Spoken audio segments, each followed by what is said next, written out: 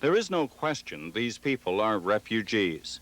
They hide their heads. They try to avoid identification. But what kind of refugees are these? Are they running from potential assassination in Nicaragua, Guatemala, or El Salvador? Or are they just coming to the United States to find jobs? Economic refugees. Seattle has been an unofficial sanctuary for the Latin American refugees. Car caravans, such as this one on July 4th, have brought the illegal aliens to Seattle and to churches from which they are dispersed. But now there's a larger question. 5 U.S. cities have already officially declared themselves to be sanctuaries for refugees. The question is, should Seattle become the 6th dot on the map, the 6th U.S. sanctuary city? Public hearings this week resulted in warnings that the city could be illegally meddling in foreign affairs and setting itself up for federal reprisals. And there were calls for compassion and the recognition of the plight of people. Hello, I'm Bryan Johnson. Today on Viewpoint on the News, my guests are Reverend Donovan Cook of the University Baptist Church and Ronald Brooks, the District Director of the Immigration and Naturalization Service. In the introduction, I said, who are these people? They are refugees, but are they really political refugees seeking to avoid assassination, or economic refugees coming to the U.S. looking for a job? Reverend Cook, let's start with you. Who are these people? Well, we in the sanctuary movement recognize them as legitimate refugees, as they are recognized by the United Nations High Commissioner on Refugees, as they are recognized by the Canadian government. These are people who are fleeing the political turmoil, civil war. How did you make that decision? You said now they are political refugees. What sort of hoops did you jump through? Inquiries did you make? Well, in one sense, we jumped through no hoops and made inquiries of the prevailing international law as promulgated by the United Nations that said, in fact, these people are deserving of political asylum in the countries to which they flee because of the repression they are experiencing, as documented by human rights groups all around the country. El Salvador, for instance, in 1984 by America's Watch was identified as that country in the world with the highest number of gross violations of human rights. Mr. Brooks, who are these people? To us, they're illegal aliens. How do you make that determination? I'll ask the same sort of question. A refugee is not considered by us to be a refugee until such time as he has been granted refugee status by the U.S. government. Now, these people that are in the sanctuary movement may very well have a legitimate claim to refugee status. We don't know that because we have never spoke to them. To get refugee status, don't you have to get into this country illegally in the first place? I mean, it's a little difficult to walk into the U.S. Embassy in El Salvador and ask for political asylum there. No, it isn't. No, it isn't. In fact, it's most refugees, in fact, almost all refugees that come into this country legally are processed before they come to the United States. We in Seattle process 300 refugees a month from Indochina. We have a population of legal refugees in the state of Washington now of approximately 40,000. So you're saying that these people, wherever they come from in Central America, their first stop should be, for example, a U.S. embassy somewhere? They could go there, or even if they are fleeing oppression as is claimed, then their first stop should be Mexico. Mexico is a signee of the United Nations agreement to take refugees. Donovan, is that practical? Well, it's not accurate. On October 28th of 1984, a very good friend of mine, Miguel Castro, who is the pastor of the Emmanuel Baptist Church in San Salvador, was leaving his church service on Sunday morning with his little daughter. He was stopped by plainclothes death squad and separated from his daughter and disappeared for 48 hours. The network within a plainclothes death squad? Plainclothes men dressed in plainclothes, civilian clothes, who were operating as a death squad, captured him, separated him from his daughter. 10,000 people in the United States responded to the crisis in his family and in that church. It later and came to the attention of the U.S. Embassy that he was, in fact, in military headquarters. And we arranged to have him released to the embassy, and then we requested, our American Baptist churches in the United States requested that he be given asylum in the United States because of the terror he feared for his life. The United States refused, and subsequently he was sent to Mexico, and now he was received by Canada. So even if you walk into an embassy, even if you're 10,000 people in this country request the American embassy give you asylum, that is no guarantee that you in fact will receive it. Mr. Brooks, are you familiar with this case? I'm not familiar with this case, but what he says could very well be so. Your question was, can they apply for asylum? And yes, they can. He did apply. He had his case adjudicated. Now, I would presume that Reverend Cook's point is that you get one case of a leader of a movement in El Salvador or somewhere else, and that person is refused asylum. Everybody on the street says, there is no way that I'm going to get it. Is that basically what you're saying? Well, basically, that the policy, as Mr. Brooks, who's a well-meaning, fine person, and I appreciate him very much, the reality usually is followed by a but. No, I'm saying that this is a man who simply is having to execute the policies of the State Department. The policies of the State Department are discriminatory against Salvadoran Guatemalan people in this country. That's the point. He has instructions to operate under. We, as citizens of this country, are saying that that policy is discriminatory, it's unfair, it's illegal, it's immoral. As these people are deported back to their country of origin, they face the possibility of continued suffering and death. Well, just as further background before we get into the discussion of Seattle Sanctuary City, you say that the U.S. policy is discriminatory against certain Central American refugees. Are you saying if they were Indo-Chinese, they'd get asylum? If they were Afghans, they'd get asylum? What do you base that charge of discrimination on? Well, if you are a Chinese tennis player, if you are a Romanian ballerina, or a Soviet Union chess player, or an East German swimmer, as happened in January. January 7th, an East German swimmer defected in Oklahoma. 6 weeks later, he was given asylum in the United States, as these other people within the last 2 years. They were pampered people in their own country of origin.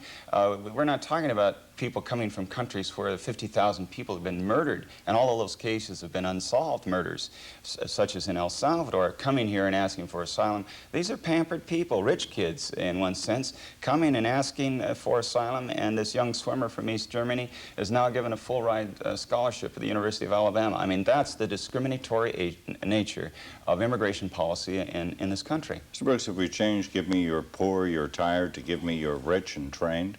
I don't believe so. I believe that the good Reverend indicates that I am speaking for the government, and I am.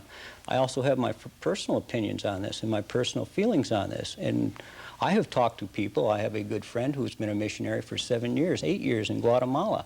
He tells me just the opposite. He says Guatemala today is not the Guatemala of 1980. Guatemala today is very free, that this missionary has been down there for 8 years. He's established 70 churches. And he's indicated to me that there was dancing in the streets when the president was re-elected down there. Then why do you think we're still getting the refugees? Because I think it's a political situation being put forth under the guise of a religious movement. And I have no problem with it being a political movement, but let's call it that. Let's not put it forth under the guise of religion. Are political refugees granted asylum? Yes, they are. And furthermore, the sanctuary movement, by their own admission, goes into Mexico, screens the refugees they are going to bring into the United States. They screen them to see if they want to come for economic purposes. They screen them to see if they have been persecuted. They screen them to see if they've been political activists. They screen them to see if they are willing to oppose U.S. policy in their country, and if they are willing to get up and say that when they come to this country. By their own admission, they say that. So I say the people that they are bringing in probably are the people that would have the best claim to asylum in this country, if they would bring them in and let us adjudicate the case.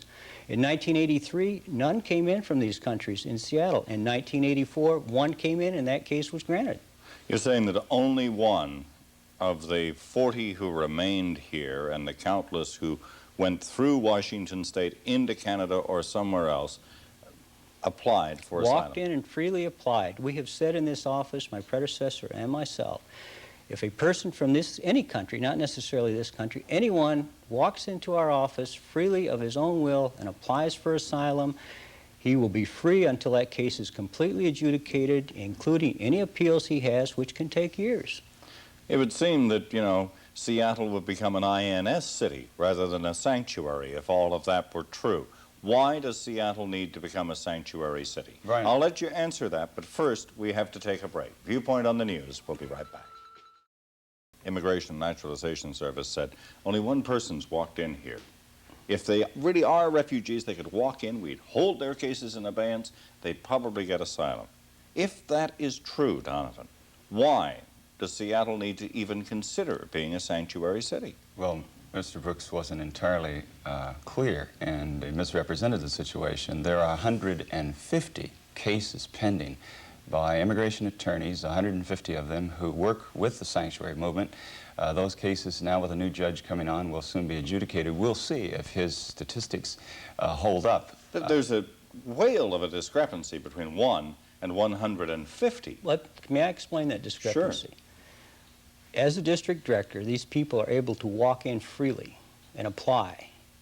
Now, my other obligation and my number one priority, the Immigration Service's number one priority in the United States, is to remove illegal aliens from employment in the United States. Many of these people are arrested working illegally in the United States. When they are arrested working illegally, they are handled like any other illegal alien in the United States. An order to show cause is issued why they should not be deported, and they go to the immigration judge. I have no control over that because they have now already been arrested. Their case is already in the courts. It's up to the immigration judge to make that decision. They can still apply for refugee status or asylum to the immigration judge, and he then adjudicates that case, not the district director. And so what you're saying is 150 cases have wound up in the lap of an immigration judge as a result of arrests made by INS, but only one person walked in voluntarily That's and asked exactly for asylum. right. And also, I might add, none of those, to my knowledge, that are applying before the immigration judge have yet been deported. Well, there are two now, because Mr. Brooks knows that I walked into his office last week with a Salvadoran and turned him in order to get his brother, who was only 17 years old and abducted in San Diego area, released. And so we will see now. This young man, I mean, you talk about love from a brother for another brother. He went in with us out of our sanctuary group, out of interest and concern for his brother held in jail in San Diego area. And we'll see now. We'll give Mr. Brooks and the process a chance to work, but will these two young men be given asylum? You know, we remember that, I remember when I was young, I read the story of the Diary of Anne Frank, and we honored those people in Holland who sheltered them and protected them and cared for them as the Nazis came hunting for them.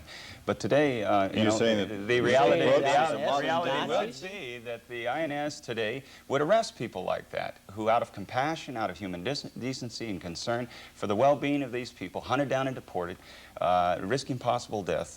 This is the kind of reality, the kind of tension that the sanctuary people, decent American citizens, religious people, are having to confront in our own city. I suppose the legitimate question at this point for people who are in the sanctuary movement is why not march down everybody you know and say, okay, Mr. Brooks, I heard what you said.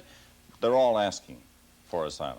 I think what we're most encouraged about has been the response to the hearings. It's been a very dramatic process as I was there for one of the days, and as others have told us about what's happening. I mean, there's overwhelming support in the hearings for the declaration of Seattle as a sanctuary city. And I think that Donovan, can I get back to my initial question? Yeah. Why do we need it? You know, if in fact, if we take Mr. Brooks at face value, people walk in, nothing's going to happen to them, their case will be processed, and if they are legitimate political refugees screened by you, they'll be granted asylum. Well, because why do we need a sanctuary city? In 1984, 13,373 Salvadorans applied for asylum in the United States, and this is from the country that has the largest number of gross violations of human rights of any country in the world. Out of that 13,373 who applied, 97.5% of them were denied. 400 a month are being deported from the United States. That is the reality of the statistical reality, why we need churches, why we need cities to stand up and defend these people in the face of this kind of discrimination.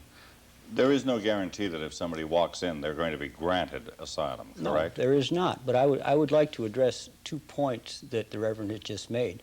Number one, they screen the people that they bring in. What is their acceptance denial rate? I would like to know that. Secondly, the case that he was talking about that just came in, I was not going to discuss because with our mutual conversation, I assumed we would not discuss it. But since he has brought that case up, I will discuss it. That person was brought in only because someone he knew was in custody in California, and the only way that person could be released was to have a guardian that was free for him to be released to. So for that reason, that person was brought in, and that's the reason he came in, not because he just walked in freely to apply for asylum. You've just heard Reverend Cook talk about a denial rate up around 97% for people from El Salvador who asked for asylum in this country. And his point is, if that's the denial rate, those people aren't going to walk into your office or any other office, and we need families and churches to give them a safe haven. Well, what's your reaction to that? My reaction to that is El Salvador is the 4th largest group granted asylum in the United States. If you want to play with percentages, then yes, because the majority of them are economic refugees, as the government continually says. The sanctuary movement, by their own admission, screen out those that are economic refugees. How many do they screen out? What is their percentages? That is not being said. You're saying they're not doing a good enough job. I'm saying they're probably doing an excellent job. And those are the people that probably have the best claim to asylum in this country because they have already screened them for this. The ones who are being deported now, were they pre-screened? I don't know of any that have been deported from the sanctuary movement. Bryan, if we go back to your question about the city of Seattle, our great prayer and hope is that the City Council will support the resolution. We remember from the various beginnings of this country that New Haven, the colony of New Haven, was established as a place of refuge for people who had fled King Charles I in England. We have a tremendous tradition of decency, of fairness and justice in this country. I trust the American people. I trust the leaders of this city, the other citizens of this city, to be able to discriminate and make a just and a right decision with regard to this issue. So I am glad and grateful that the people of the city are now having a chance to decide this very, very important issue.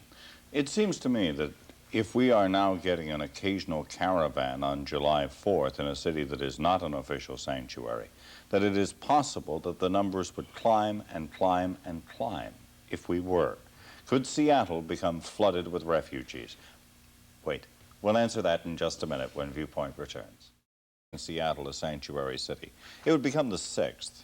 Is that an advertisement to the refugees that Seattle would be one of 6 safe places to go? And could we expect a swarm of refugees? I don't think that we could expect a swarm. The magistrate, one of the magistrates from the city of Madison, that's a sanctuary for some 6 to 8 months now, I guess, said that that has not been their experience. They have not, since they declared the city a sanctuary for Salvadoran and Guatemalan refugees, experienced any influx from people.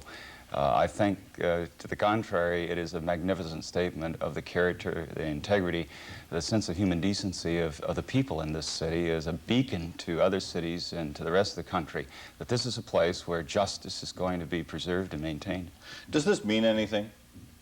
Or is it just a moral declaration by the officials of the city of Seattle? Well, people could have said that to Bryan in Nazi Germany or in the occupied countries. If only churches, more churches and cities had done something like this, could it have been the case that the Holocaust, the murder, the extermination of 6 million Jews could have been averted?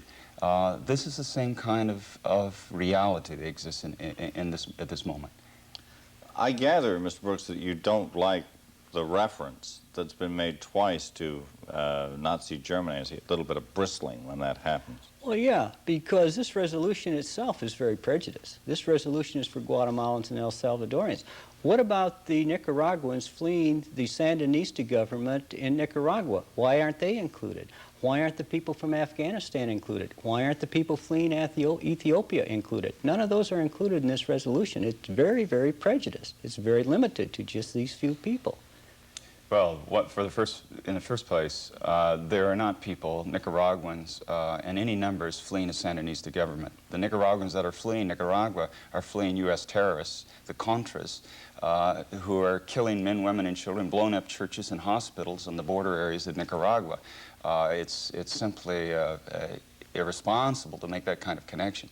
I suppose you could ask, however, you know, if you leave out Nicaragua and El Salvador, where people are going to have divided political allegiances, and it's going to determine partly on what you believe is happening in Central America, you could raise a question about Afghanistan.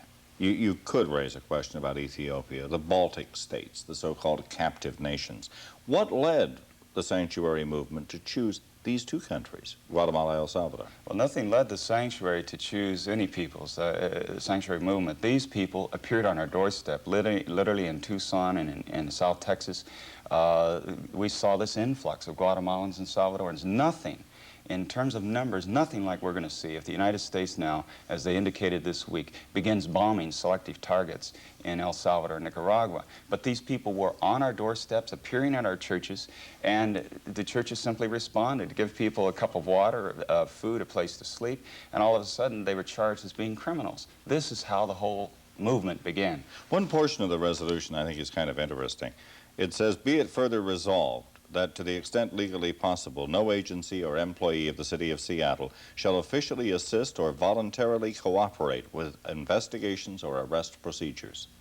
Does this say Seattle police, if INS comes over and says, help us track down this refugee, Seattle's going to say, sanctuary We had a wonderful police officer, and we've had a lot of interaction with these leaders in our own community. And one man called us with a Salvadoran that he had happened to pick up in a situation where he'd been falsely accused of something. And he called us and said, look, I'd like to bring this person back, and where should I deliver him? And we talked about this dilemma that they find themselves in. Typically, he would take somebody that's undocumented, such as this, to the INS. And I think the police department finds itself in this kind of moral dilemma or practical dilemma as to how to operate with regard to these people. This would make it clear.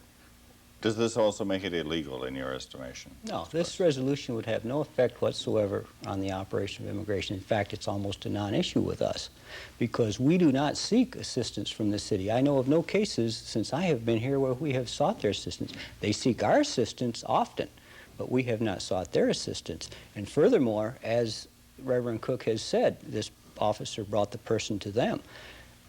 When we were arresting them in the streets, we were calling Reverend Cook and giving their agency an opportunity to come and bail these people out before we send them down to the camps.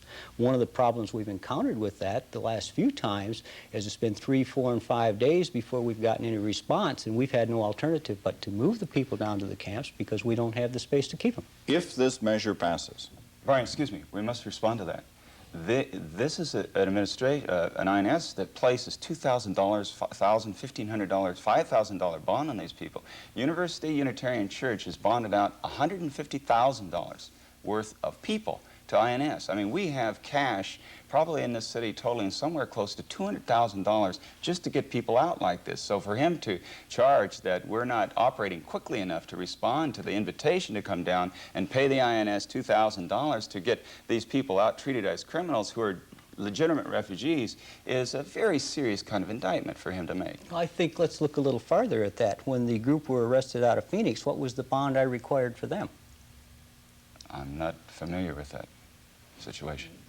You came down yourself. This was Pilar and those went out with no bond whatsoever on their own recognition. Is that not true? Well, I think that there were TV cameras, there was a press of the city standing out, there were these 5 little people, little children, you know, 6-year-old child standing up in the jail, separated from their mother. There was a hue and outcry to what was going on inside this building of arresting children and separating them from their mothers. First and foremost, you know very well they weren't separated from their children. mother. They were in there with toys. If you look at the picture of them looking out the window, they were smiling and laughing. That was because we had arrived, Ron. They saw us down there and they were overwhelmed with the fact that we'd come to save them, to release them, and in fact their mothers were not with them in that room. They were being interrogated. Let me bring you back to sanctuary for just a moment. If Seattle becomes a sanctuary city, Mr. Brooks, will the INS continue arresting people? Will it have the slightest impact on you whatsoever? None whatsoever.